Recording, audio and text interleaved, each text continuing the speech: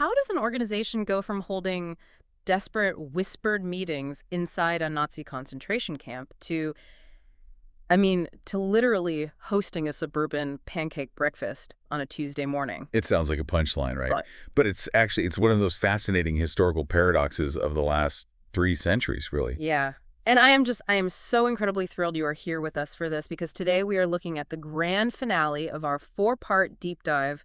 We're calling it The Great Divide, American Masonry versus the Global Craft today. And looking at the massive stack of sources on the table today, I mean, we really have our work cut out for us. We really do. We are pulling from historical charters from the 1700s, blistering papal encyclicals, the terrifying bureaucratic records of totalitarian tribunals, and then also some modern sociological data, specifically Robert Putnam's landmark work, Bowling Alone. Right. It is a mountain of material, but it all really points to that central question you just asked.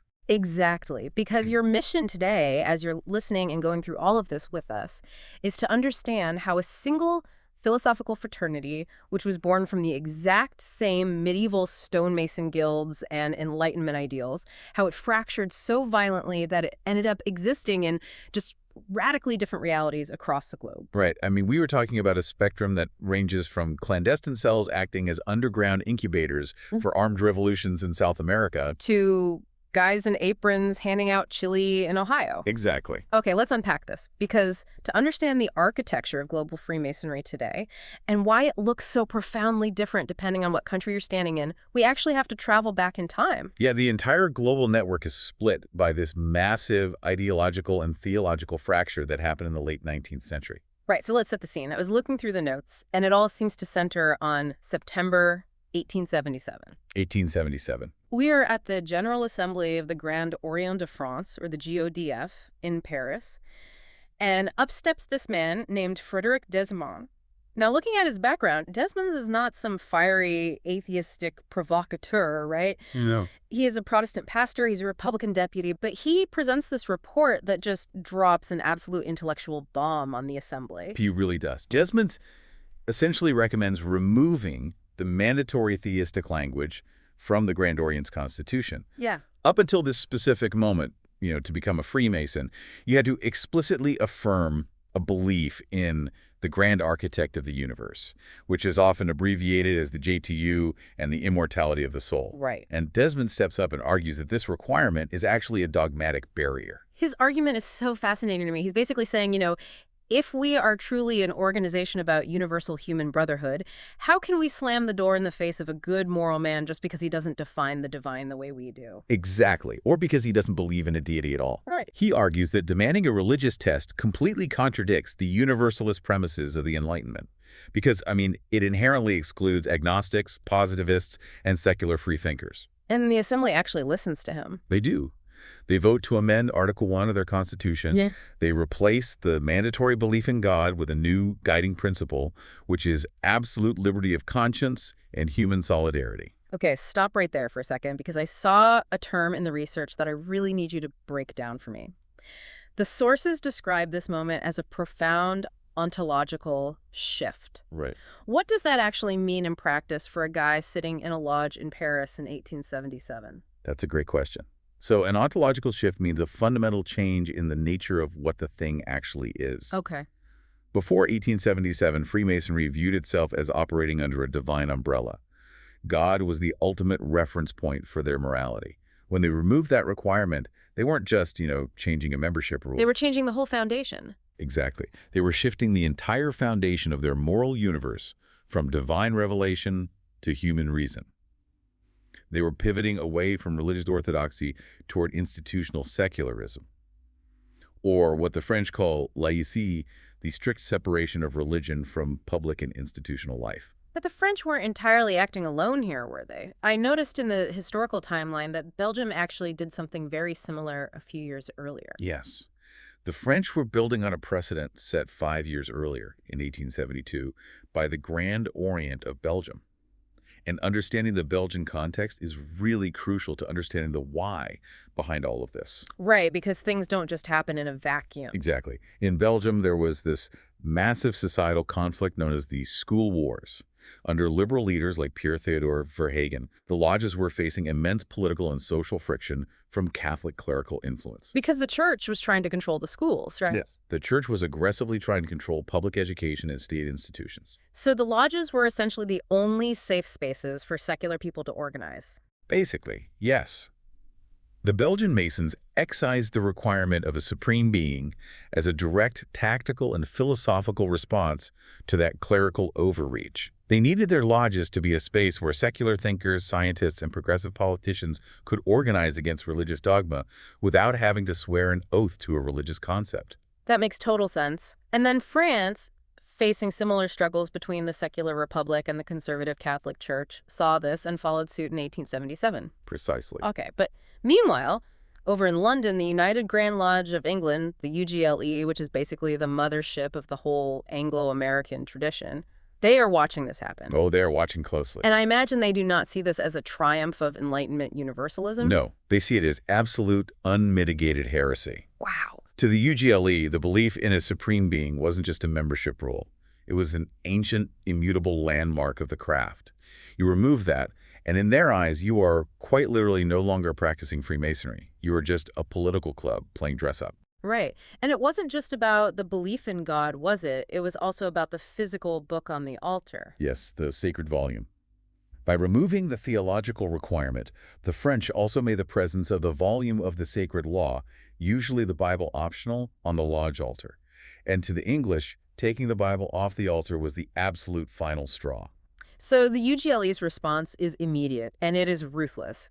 They sever all fraternal relations. They declare a policy of non-intercourse, which is then quickly adopted by all the North American and British imperial jurisdictions. They essentially excommunicate the French. And this isn't just a temporary squabble, right? This is permanent. Because the sources show that in 1929, the UGLE actually codifies this into a strict document called the Basic Principles for Grand Lodge Recognition. Right. That 1929 document is the absolute bedrock of the modern divide. It draws a hard line in the sand. It establishes 4 mandatory criteria for anyone claiming to be a regular Mason. Okay, let's go through them. First, you must have an explicit belief in a supreme being. Second, an open volume of the sacred law must be on the altar during all meetings. Third, the lodge must be strictly male only. Right. And fourth, and this is incredibly important for everything we're going to discuss next, there is a strict, absolute ban on any political or sectarian religious debate within the lodge. Wow. So it's kind of like 2 branches of an ancient family deciding they can no longer share a surname because one branch insists on keeping the ancestral rulebook locked in a glass case, preserving it exactly as it was handed down, Right. while the other branch wants to rip the pages out and rewrite it in the middle of the public square. That is actually the perfect way to visualize it. Mm-hmm. And the sociopolitical fallout of this schism completely dictates the trajectory of the 20th century for both groups. How so? Well, in the English-speaking world, this regular Anglo-American Masonry becomes the ultimate pillar of civic stability. Because they ban political and religious talk, the lodge becomes a place of nonpartisan sociability. I see. So it aligns with the constitutional state. Exactly. Yeah. You leave your politics and your religion at the door, which allows men of totally different political parties to sit next to each other in total peace. But the continental side, the Adagmatic Masons, because they removed that ban on political discussion, their lodges become intellectual incubators. Yes, very much so. The sources show them becoming these massive policy laboratories for the political left, for radical Republicans, for anti-clerical movements. I mean, if you look at the French Third Republic, GODF lodges are literally drafting national laws. Yes, they were heavily involved in the foundational laïcité legislation. This culminated in the famous 1905 French law that legally separated church and state. That is massive. And because they adopted this progressive analytical approach, they also completely changed their view on who gets to participate. I mean, if human reason is the only metric, why exclude half the human race? Oh, right, women. Exactly. In 1893, you have Maria de Raismes and Georges Martin establishing the Droit Humain, the International Mixed Masonic Order. For the very first time, men and women are initiated on an absolutely equal footing, which directly challenges the strict male-only standard of the Anglo-American world. So we essentially have 2 completely different institutions now operating under the exact same symbols. One is quiet, orderly, fiercely neutral. The other is loud, deeply engaged in secular politics, drafting national laws and pushing social boundaries. Yes, and that very dynamic continental masonry becoming so deeply entangled in secular liberal politics and government reform is exactly what puts a massive, deadly target on their backs when the geopolitical winds change drastically just a few decades later. Which brings us to the darkest part of our deep dive today, the crucible of the 20th century. Now, really quickly, as we look at these fascist and communist regimes, we're obviously just looking at the historical mechanics of how they operated. Right, as impartial historians. Exactly. We're not taking political sides here. We're just tracing how totalitarian power always targets this specific kind of network, regardless of whether that power is on the extreme right or the extreme left. It really is a universal feature of totalitarianism. Throughout the 20th century, whether you were looking at fascist Italy, the Soviet Union, Nazi Germany, or Franco's Spain, totalitarian regimes systematically targeted, suppressed, and murdered Freemasons. So the big question we have to ask is, why? What made this group so uniquely threatening to them? Well, what would you guess? I mean, I would guess it has something to do with the secrecy. If you were a dictator trying to build an absolute centralized ideological monopoly, you just can't have a group of influential people meeting behind locked doors. That is absolutely the first reason. Dictators despise closed doors. But there are two other fundamental reasons as well. Second, the cracked maintained vast transnational communication networks that crossed borders. So they couldn't be easily contained by state propaganda. Right. And third, they propagated those Enlightenment principles of human rights, liberty, and institutional pluralism. To a dictator, a Masonic lodge is an irreconcilable rival for the minds of the citizens. So let's look at how this paranoia actually manifested in Nazi Germany, because the intellectual groundwork for the persecution actually starts way before Hitler takes power. It starts during the Weimar Republic. I was reading about General Erich Ludendorff, this right-wing nationalist who popularized this sweeping, terrifying conspiratorial thesis. Yes, Ludendorff is central to this whole narrative. He claims that Germany didn't lose World War I on the battlefield. He promotes the infamous stab-in-the-back myth, basically claiming the military was betrayed on the home front by a massive, synchronized cabal of Jews, Freemasons, and Jesuits. And Hitler just absorbs this entirely. He designates Freemasonry as an existential subversive enemy right there in the pages of Mein Kampf. So when the National Socialists seize power in 1933, this paranoid rhetoric isn't just talk anymore. It is immediately operationalized into state policy. By 1935, the Minister of the Interior, Wilhelm Frick, issues an order completely dissolving all German Grand Lodges. Their bank accounts are frozen, their properties are seized. And the intellectual suppression of the group is handed over to a man named Alfred Rosenberg. He heads the Einsatzstab Reichsleiter Rosenberg, the ERR. Right. Rosenberg's mandate is basically to loot. His specialized teams sweep across Germany and later across all of occupied Europe, systematically seizing lodge archives, centuries-old libraries, ritual artifacts, and museum collections. And they haul all of this back to Germany. Yes, they haul it all back to create this anti-Masonic research center. Because the goal wasn't just to stop them from meeting, it was to dissect, humiliate, and destroy their philosophical history entirely.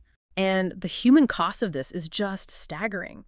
The Gestapo targets members aggressively. Masons are purged from the civil service. They are banned from military command.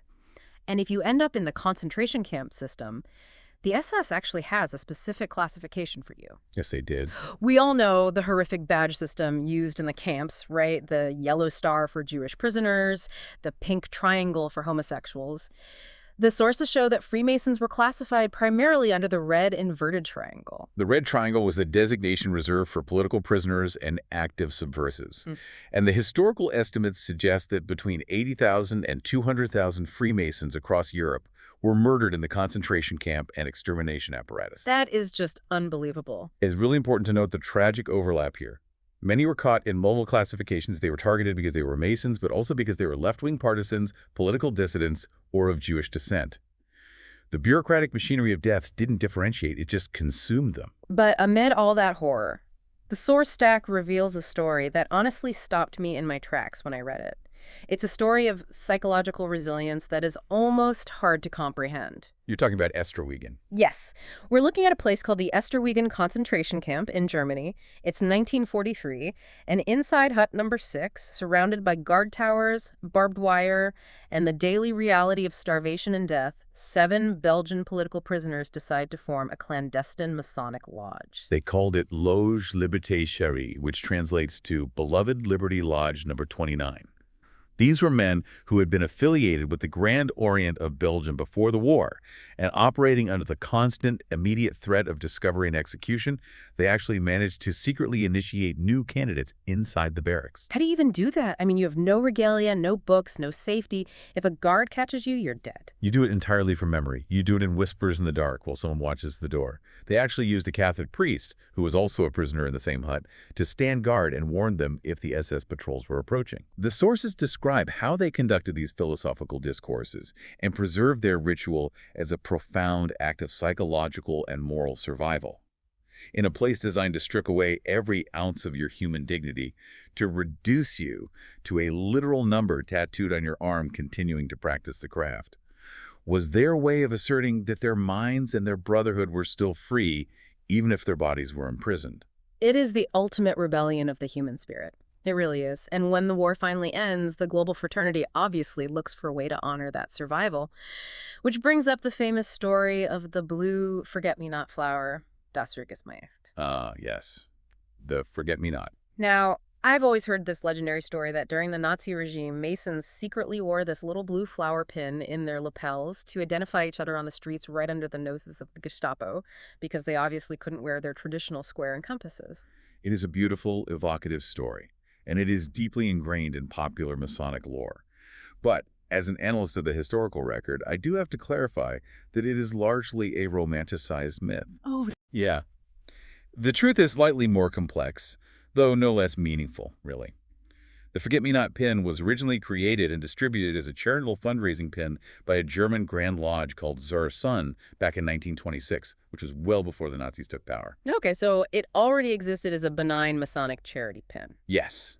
But then, bizarrely, the Nazi winter relief effort, the Winterhilfswerk, decided to use the exact same flower design for their own mass-produced charity pins in 1938. Wait, what? Yeah. They collected donations on the street and gave out these little blue flowers. So think about the logistics of that. It would have been absolute madness for a clandestine Mason to use a pin being mass distributed by the Nazi Party as a secret anti-fascist badge. You would be identifying yourself to a brother. You'd just look like a compliant citizen donating to the regime. Oh, wow. I didn't realize the Nazis actually co-opted the flower for themselves. So how did it become the ultimate Masonic symbol of the Holocaust? Well, that happened after the war. In 1948, when the United Grand Lodges of Germany reconstituted themselves out of the ashes of the war, they consciously chose to adopt the Forget-Me-Not as a memorial token. It was reconsecrated as an emblem to remember the fallen brethren and celebrate their survival through the darkest period in their history. But over decades of retelling, the history blurred, and the myth of it being a secret Gestapo-dodging badge evolved. That distinction between the myth and the history is so crucial. Now, while the Nazis were wiping out lodges in Germany, something equally terrifying but structurally different was happening in Spain. Because what happened under General Francisco Franco wasn't just a brutal purge, it was a highly institutionalized bureaucratic inquisition. Yes, Franco operated with an absolute fixation on what he called the Contubernio Judeo-Masonico Comunista, the Judeo-Masonic Communist conspiracy. He blamed this imaginary alliance for literally everything that had gone wrong in Spanish history. Like what? The collapse of the Spanish Empire, the fall of the monarchy, the secular social reforms of the Second Republic. To Franco, eradicating Masonry wasn't just a political goal. It was a holy crusade to purify the soul of Spain. And he codifies this crusade into law on March 1st, 1940. He promulgates the law for the repression of Freemasonry and communism. Article 1 of this law is just breathtaking in its simplicity. Mere membership in Freemasonry constitutes a state felony. Right. But Article 12 is where the nightmare truly begins. It mandates the creation of the TURMC, the Tribunal Especial para la Represión de la Masonería y el Comunismo. The TURMC was an exceptional judicial body. It wasn't a normal court of law with standard evidentiary rules. The tribunal was comprised of a military general, a high-ranking Phalange party leader, 2 state legal scholars, and a president appointed directly by Franco himself. So it was completely stacked. Completely. Its sole purpose was to hunt and prosecute. And the most terrifying aspect of the Term was that its punitive sanctions were applied retroactively. Wait, I want to make sure I understand the mechanics of this. So if they are applying this retroactively, does that mean a guy who quit a lodge 20 years ago under a completely different government and is just running a bakery now is suddenly a state felon?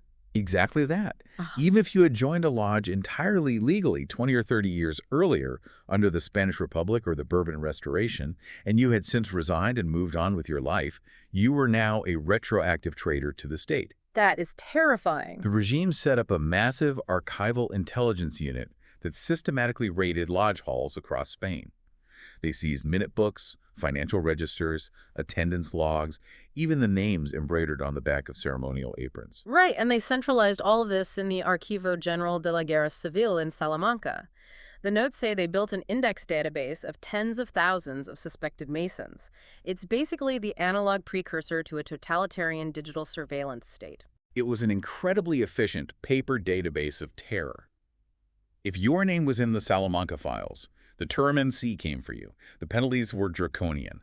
They ranged from the complete confiscation of all your family's assets and permanent banishment from working any civic or public job, all the way to reclusion mayor 12 to 30 years in a military prison. Wow.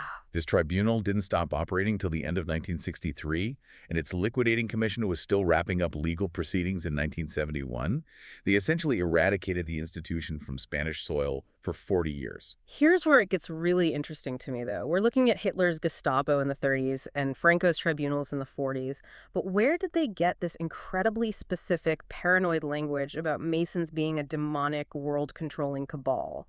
The sources trace this rhetoric all the way back to the Vatican, specifically to 2 centuries of Catholic counter-revolutionary literature. Yes, the ideological groundwork was laid long before the fascists arrived. It started with Pope Clement XII's bull in 1738, but the absolute peak of this doctrinal offensive was Pope Leo XIII's encyclical Humanum Genus, which was issued in April 1884. Right. Leo III literally framed global history as a cosmic apocalyptic conflict between 2 realms, the kingdom of God on earth, represented by the Church, and the kingdom of Satan, which he explicitly identified as Freemasonry. And he's not speaking metaphorically either. He's literally saying this fraternity is the operational arm of Satan on earth. Why? Because they advocate for civil marriage, secular public education, and the separation of church and state. Right, to the Holy See. At the time, those secular concepts were an assault on divine and natural law. But this intense theological polemic accidentally created a fertile environment for one of the most bizarre and consequential media phenomena of the 19th century, the Taxil hoax. Oh, the Taxil hoax. This is almost darkly comedic if it weren't so historically damaging. I read the background on Gabriel Jogan-Pages. Tell us about this guy. Okay, so he was a French anti-clerical satirist who wrote under the pen name Leo Taxil. He spent his early career writing incredibly offensive, scandalous tracts mocking the Catholic Church. But in the 1880s, Taxil realizes that there is a massive eager market within conservative Catholic circles for anything that confirms their absolute worst fears about Freemasons. He sees a grift. He executes a brilliant, utterly cynical grift. He publicly feigns a dramatic religious conversion to Catholicism. He repents of his former anti-Catholic writings, and then he announces he is going to expose the true, horrifying inner secrets of Freemasonry. And he just starts inventing things out of whole cloth. He publishes these massive sensationalized volumes claiming to expose Pelagianism. Let me stop and define that because it's wild. That really is. He describes Pelagianism as a super-secret, high-degree Luciferian rite headquartered in Charleston, South Carolina, of all places. He claims it's led by the famous American Mason Albert Pike. Taxil describes demonic apparitions in the lodge room, literal black masses, and he invents a fictional Luciferian high priestess named Diana Vaughn, who he claims is trying to escape the cult. And the public just devours it. The religious press treats it as absolute, verified fact. The Pope supposedly even grants Taxil an audience to thank him for his work. It becomes a global sensation. Taxil makes an absolute fortune selling these books. This goes on for over a decade, until April 19, 1897. Right. Taxel calls a massive press conference at the Geographical Society of Paris. The room is packed with clergy, journalists, the elite of European society. They are all waiting for him to finally introduce the mysterious Diana Vaughan in person. And instead, Taxel steps up to the podium and publicly confesses with total delight that the entire thing, Diana Vaughan, Palladianism, the Luciferian rituals, Albert Pike's demonic telephone to Mona, it was all an elaborate, decade-long prank designed to mock Catholic credulity. he essentially says, I made it all up, and you fools bought every word of it. The crowd nearly riots. The police actually have to escort him out to save him from being beaten by angry priests. But this raises a huge question for me. Taxel literally admitted it was a joke in front of the world press in 1897. Why did totalitarian regimes in the 1930s and 40s still use his exact Luciferian talking points to justify murder? They had to know it was debunked. It was front-page news. This highlights a terrifying truth about how information is weaponized. Totalitarian regimes do not care about objective truth. They care about utility. The Taxel hoax provided a ready-made, highly emotive, terrifying narrative that perfectly suited their need for a scapegoat. So they didn't care that it was a lie. Not at all. The fact that it was a proven fiction didn't matter in the slightest. The imagery of a secret, demonic, international cabal was simply too useful a tool for fascists to discard.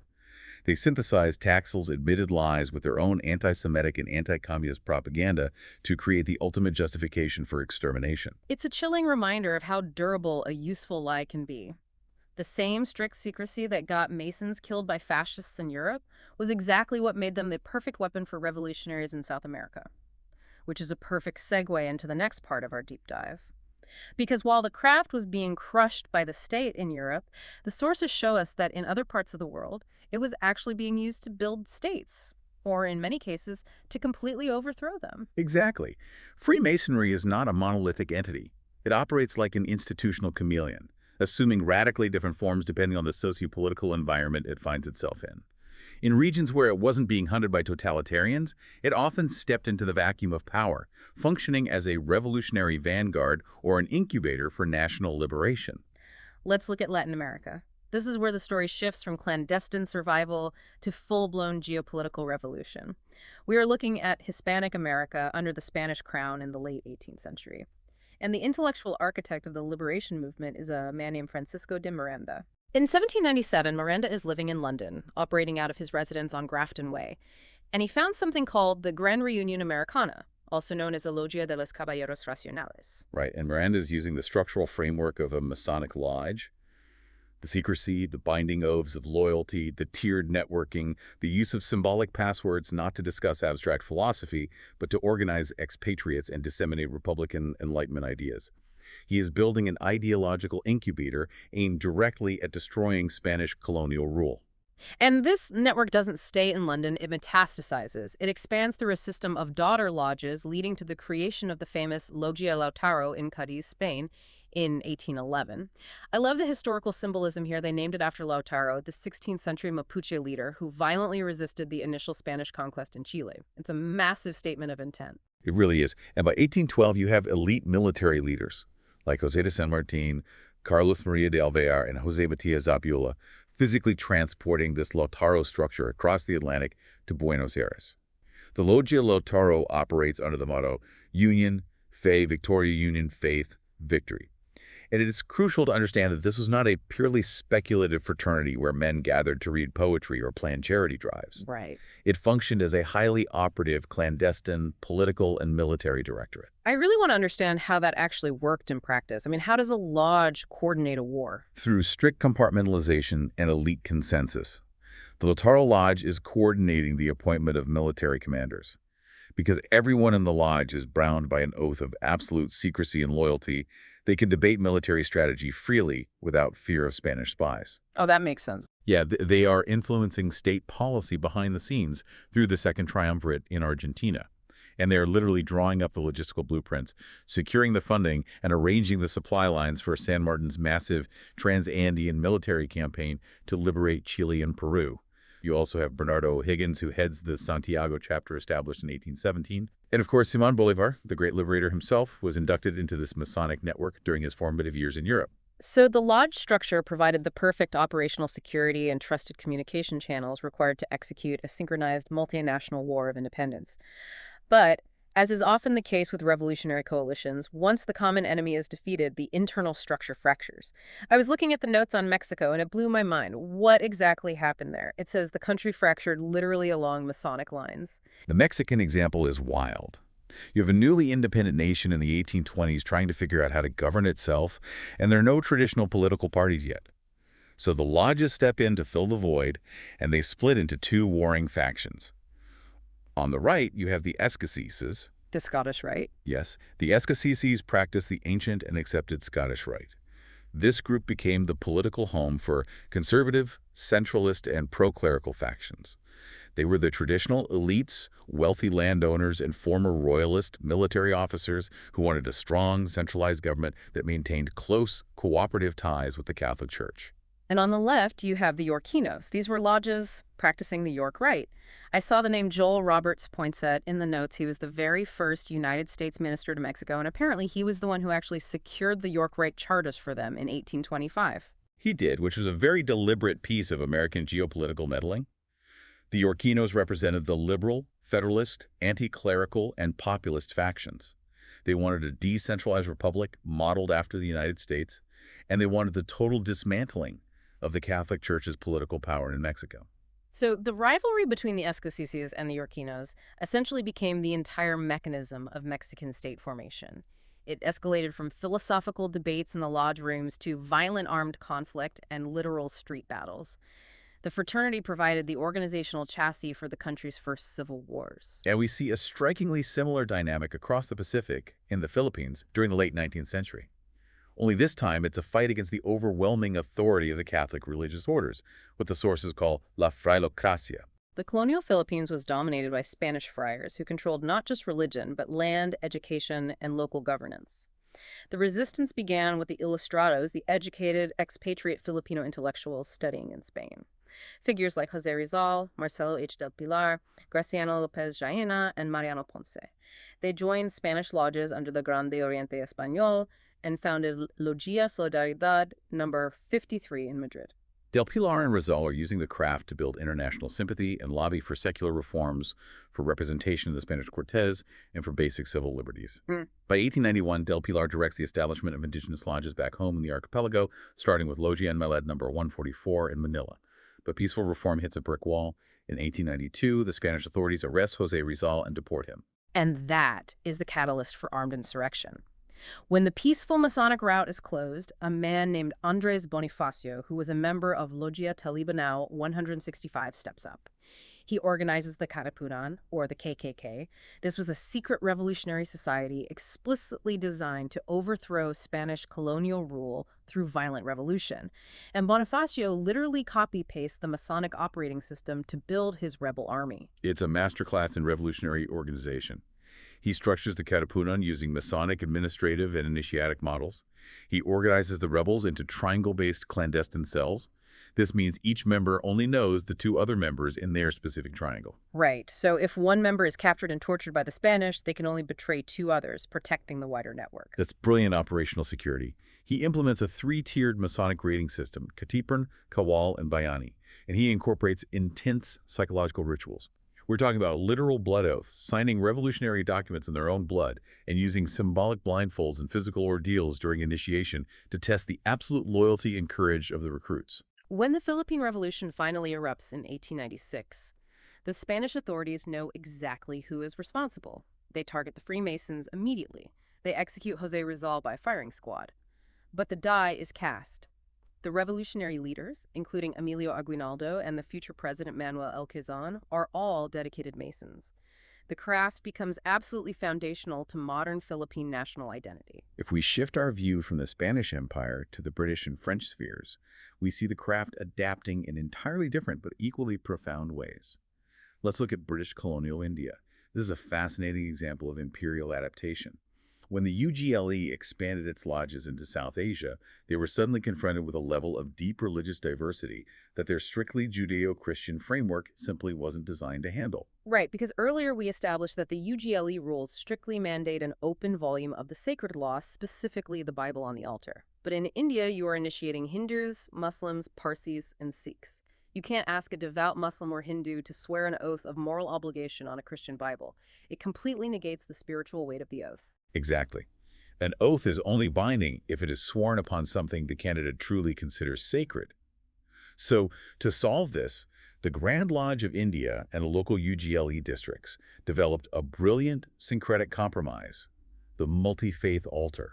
They expanded the concept of the sacred pedestal.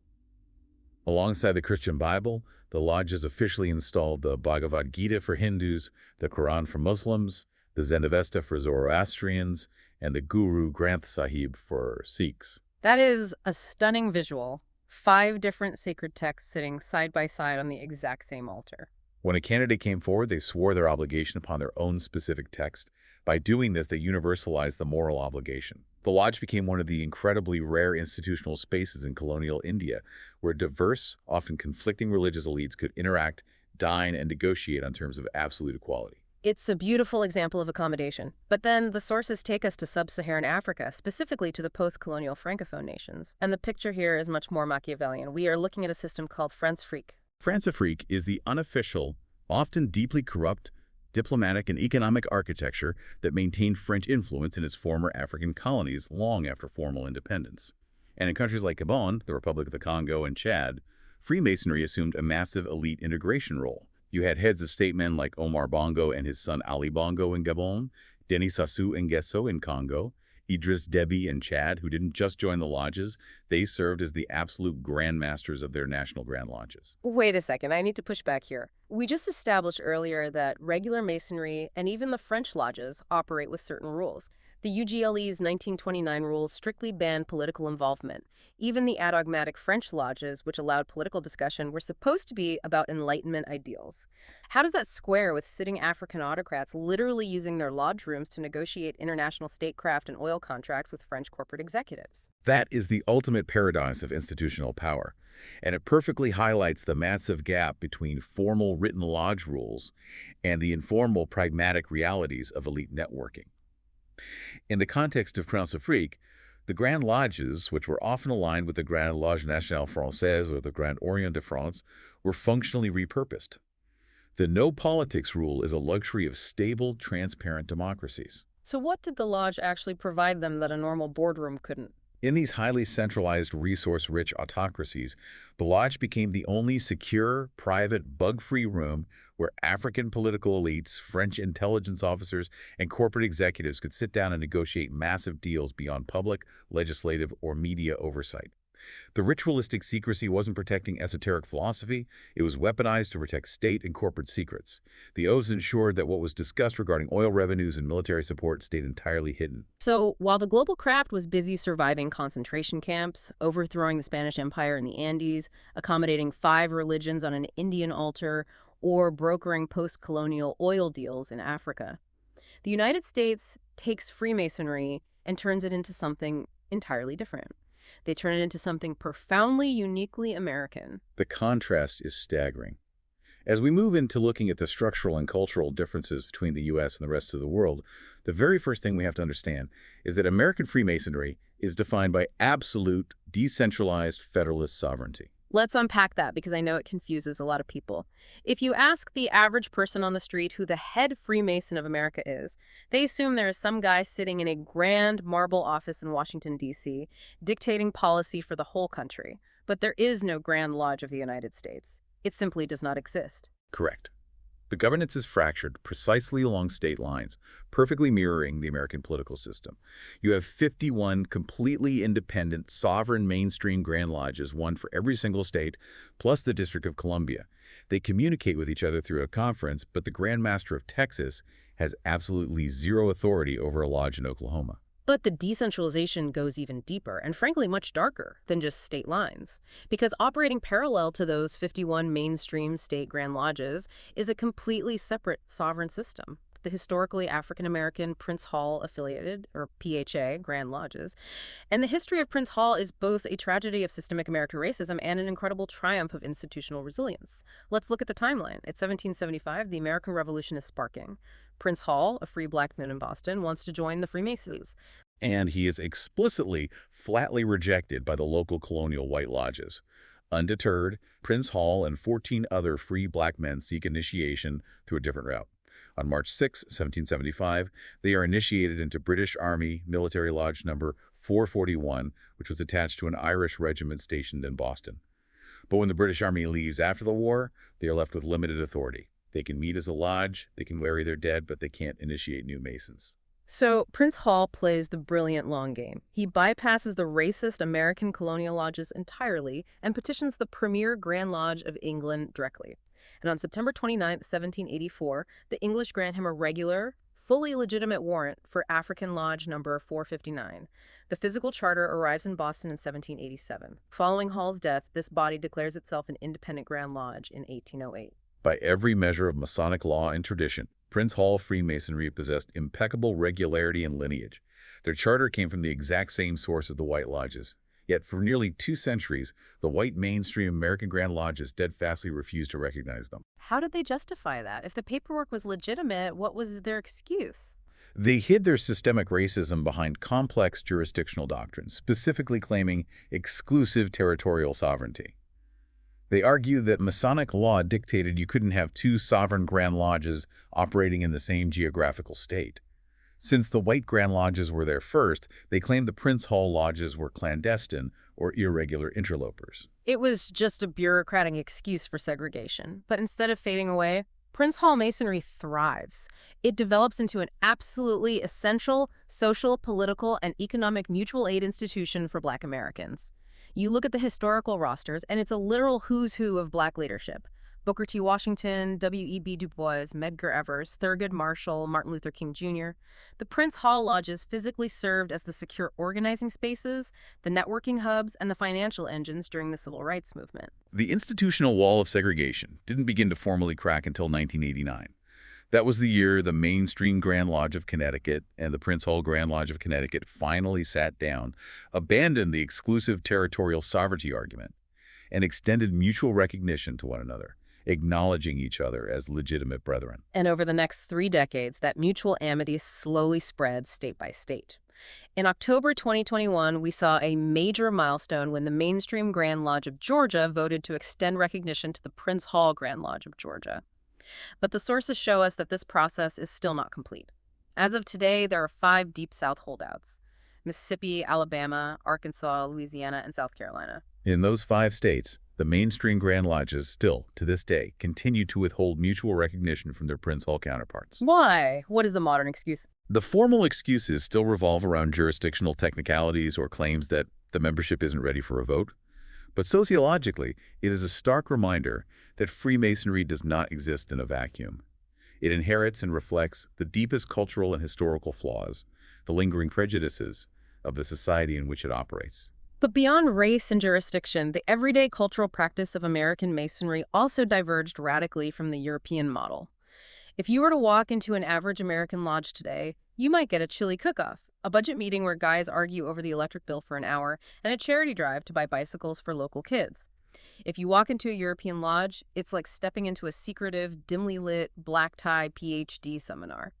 Let's contrast these 2 models, starting with the American civic mass fraternity model. In the United States, especially after World War II, Freemasonry transformed into a massive civic and social club. The lodges integrated directly into the suburban fabric, right alongside the Rotary Club, the Lions Club, and Veterans Associations. The focus shifted away from internal esoteric contemplation and moved heavily toward external public profile and massive philanthropy, best exemplified by the Shriners' massive network of children's hospitals. And to fuel that high-volume, highly public model, they needed sheer numbers, so they fundamentally changed the initiatic pacing. Historically, it took years to become a Master Mason. You had to memorize complex material and prove your moral understanding. But many American Grand Lodges introduced what are called one-day degree classes. You literally walk into a civic auditorium at 8 a.m., sit in the bleachers with 500 other guys, watch a staged theatrical performance of the rituals on a stage, and by 4 p.m., you walk out as a full-fledged Master Mason. They minimized the memory work and the initiatic challenge to accommodate modern, busy schedules. Now, contrast that with the European continental model, whether in the UGLE recognized regular lodges or the liberal Grand Orients. Over there, the focus remains intensely on intellectual and initiatic rigor. Discretion is paramount. They maintain a very low public profile to protect the sanctity of the space. The pacing is deliberately, agonizingly slow. An initiate might remain an entered apprentice for a year or more before advancing. And they aren't just sitting there observing, they're working. I read about something the French call planches or scholarly boards. What are those? A planche is a deep philosophical, ethical, or symbolic dissertation. Before a candidate is allowed to advance to the next degree, they must write this paper, present it orally before the assembled lodge, and then defend their ideas against rigorous questioning from the senior members. The lodge meeting isn't about paying the heating bill or planning a car wash. It's about intense intellectual labor and self-improvement. Even the dining culture reflects this polarity. The American model relies on informal, civic-oriented meals. The ubiquitous pancake breakfast, the casual buffet, guys in polo shirts eating off paper plates. The European tradition culminates in the agape or festive board. This is a highly formal, ritualized continuation of the meeting. It involves strict protocols, multi-course dining, specific Masonic toasts, and mandatory black tie or dark suit attire. It's about elevating the experience above the mundane everyday world. Which brings us to the modern crisis. Mm-hmm. Because right now, that American mass civic model, it is facing an absolute existential collapse. The sources we have on the table point to demographic data that's, frankly, staggering. I was looking at the numbers compiled by the Masonic Service Association of North America, the MSNA. Total mainstream Masonic membership in the U.S. peaked in 1959 at approximately 4.1 million men. It was a cultural juggernaut. Every president, every mayor seemed to be a member. But by 2023, that number had plummeted to under 870,000. That is an 80% drop. 4 out of 5 members gone. Why did this happen? To understand this, we have to apply a sociological lens, specifically relying on Robert Putnam's seminal 2000 book, Bowling Alone. Putnam documented the systemic collapse of social capital and associational life across America in the late 20th century. The 1959 peak was driven by the greatest generation. Coming out of World War II, those men actively sought out community structures that mirrored the military camaraderie, the hierarchical organization, and the civic cooperation they had just experienced. They built massive cavernous lodge buildings, complete with commercial kitchens and massive dining halls in every downtown and suburban America. But then you have the intergenerational attrition. As that WWII cohort aged and passed away, the subsequent generations, the baby boomers, Generation X, and eventually the millennials, they looked at these huge, hierarchical, oath-bound, gender-exclusive, hyper-structured civic fraternities and said, no thank you. The culture had completely shifted. We had expanded work weeks, suburban sprawl, individualized digital entertainment, and a deep post-Vietnam skepticism of legacy institutions. The new generations rejected the model. And as a result, if you drive through any American town today, you will see those massive historic buildings, built to comfortably hold hundreds of men, now sitting mostly empty. They are draining the financial reserves of the aging dozen or so men left to maintain them. The attempt to stop the bleeding by implementing those fast-track one-day classes actually backfired spectacularly. By lowering the entry standards and removing the challenge, they commodified the experience. Men joined in a day, realized there was no depth or challenge to keep them engaged, got bored, and never came back. And this is where the story pivots toward the future nature abhors a vacuum. Out of the ashes of this collapse, a fierce, passionate counter-movement has emerged over the last 2 decades. It's called the Traditional Observance, or TO, movement. And it is driven by younger initiates who are fundamentally rejecting the pancake breakfast model. They're saying, if I want to do community charity, I'll go volunteer at a secular nonprofit. I am coming to a Masonic lodge because I want authenticity. I want an esoteric, philosophical, transformative experience. The Traditional Observance movement, championed by groups like the Masonic Restoration Foundation and authors like Andrew Hammer, is essentially a deliberate return to the European academic and esoteric model, but adapted for North America. 2 lodges completely reject mass recruitment and one-day conferrals. They embrace 5 core structural tenets designed to maximize the initiatic experience and restore a sense of awe. I want to walk through these tenets because they paint such a vivid picture. First is intentional space. We were talking about the use of a chamber of reflection, a small, dark, somber room filled with symbols of mortality like a skull, an hourglass, and a piece of stale bread, where a candidate is left alone in silence to write his philosophical testament before he's even allowed into the lodge room. They use candlelight, incense, acoustic music, and profound, reverent silence during the rituals to shock the candidate out of their modern mindset. Second is slow progression. The candidates spend months or even years between degrees undergoing rigorous memory examinations and writing those mandatory scholarly papers we discussed. Third is economic viability. Two lodges charge substantially higher annual dues, sometimes 10 times the American average. This frees the lodge from the exhausting burden of constantly running public fundraisers to pay the bills, ensuring financial independence and allowing them to focus entirely on philosophy and self-improvement. Fourth is formal conviviality. If you show up to a TO lodge, you are wearing a tuxedo or a strict dark suit. And the post-meeting meal is a curated, deeply intellectual agape feast, not a styrofoam cup of coffee in the basement. And fifth, maybe the most controversial point, boutique scale. They deliberately cap their membership. If they hit 40 or 50 active members, they stop accepting petitions and help form a new lodge. They prioritize intimate, high-density fraternal bonds over sheer numbers. What we are witnessing today is an institutional bifurcation. Global Freemasonry is actively sorting itself into two sustainable, future-proof paths. On one side, you have the continental and socio-political stream, primarily in Europe and Latin America, functioning as active, dogmatic forums for secular defense, progressive legislation, and ethical debate.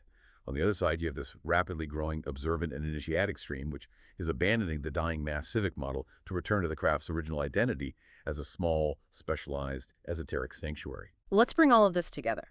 We have covered centuries of history today.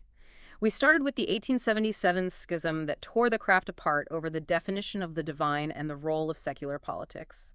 We walked through the brutal fires of 20th century authoritarian persecution, where the fraternity was hunted by the Gestapo's Red Triangles and Franco's retroactive tribunals. We saw it act as the underground engine for military revolutions in South America and the Philippines. And finally, we tracked its evolution in America from the painful legacy of racial segregation with Prince Hall through the massive 1950s civic boom, right down to the modern split between aging mass fraternities and the intense boutique traditional observance revival. It is a remarkable testament to the adaptability of the human desire for association and meaning. The institution survives because it continually morphs to address the specific anxieties, the political realities, and the spiritual needs of the era it finds itself in. And that brings us to our final thought for today, a provocative question for you to mull over. We live in an era defined by extreme digital transparency. We are constantly overexposed on social media. We have thousands of superficial online connections, but loneliness is at an all-time epidemic high. In that context, is the sudden, passionate revival of these small, secretive, silent, traditional observance lodges actually a biological and psychological rebellion against the modern world? It is a profound question. Yeah. What happens to a society, to its collective soul, when it entirely loses its private physical spaces explicitly designed for deep, uninterrupted, cross-religious and cross-class reflection? If the modern world offers us nothing but noise, constant surveillance, and exposure, the radical act of sitting in a candlelit room in absolute silence with a group of trusted brothers might just be the ultimate antidote. You know, when we started this journey, it was easy to think of history as just a list of dates and rules, but this isn't a clean, simple story. It is murky, it is complicated, it is messy, and it is endlessly fascinating. I want to thank you so much for joining us on this massive 4-part deep dive into the sources. Remember, the search for meaning and a truly good mystery is never truly over. Take care of yourselves and keep asking the big questions.